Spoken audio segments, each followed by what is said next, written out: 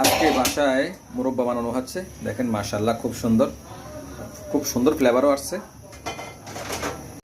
আসসালামু আলাইকুম, সবাই কেমন আছেন? আজকে বাসায় মুরব্বা বানানো হচ্ছে। মুরব্বা বানানোর জন্য শুরুতে আমরা এগুলা কেটে ভালো করে সিদ্ধ করে আপনার ফ্লেভারের জন্য, একটা ব্যাড স্মেল আসে এটা চলে যাওয়ার জন্য আমরা সিদ্ধ করে নিয়েছি। দেখেন, আর এখানে আমরা 6 লিটার দুধকে বা 6 কেজি দুধকে আমরা 3 কেজি বানিয়েছি জাল দিতে দিতে।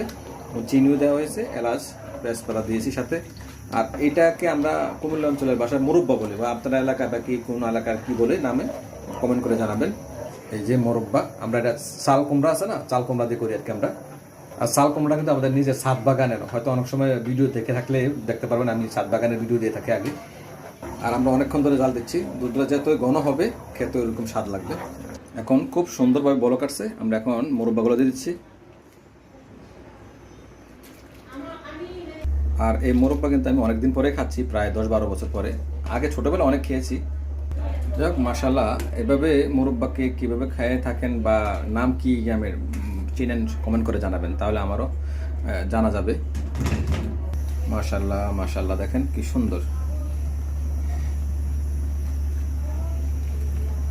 আসলে বাসার বানানো যে কোনো জিনিসের স্বাদে হয় অন্যরকম।